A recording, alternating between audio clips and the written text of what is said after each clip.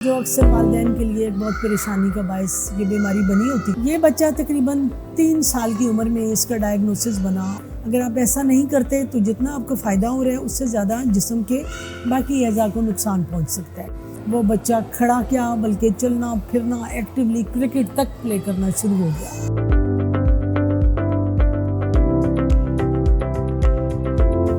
السلام علیکم، آپ نے میری ڈیٹیل ویڈیو نیفروٹک سنڈروم کے اوپر دیکھی ہوگی، جو اکثر والدین کے لیے ایک بہت پریشانی کا باعث یہ بیماری بنی ہوتی ہے۔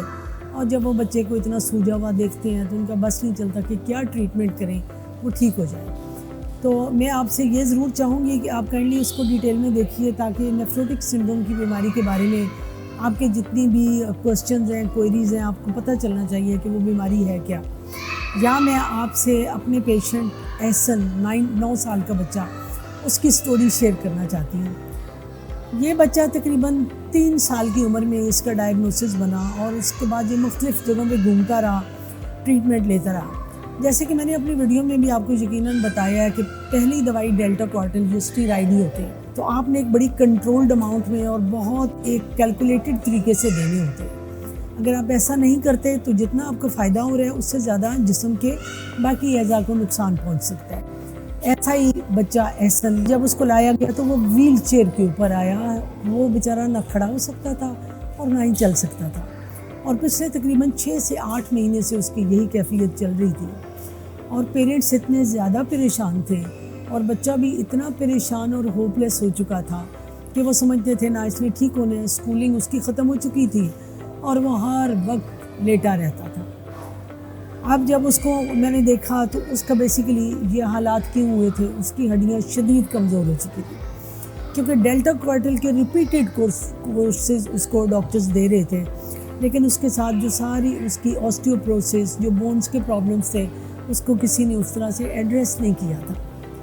جب اس کو ہم نے ٹریٹ کیا تو اگلے الحمدللہ 3 سے 4 ہفتے کے اندر وہ بچہ کھڑا کیا بلکہ چلنا پھرنا ایکٹیولی کرکٹ تک پلے کرنا شروع ہو گیا۔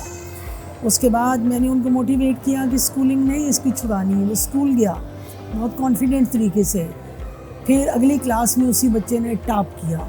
آج وہ اپنی کلاس کا بیسٹ اسٹوڈنٹ ہے، اس کے سارے وہ ایشوز بھی سیٹل ہو چکے ہیں، اس کو کوئی سائیڈ ایفیکٹ نہیں ہے، اور الحمدللہ اس کی کڈنیز بھی سیو کر گئی۔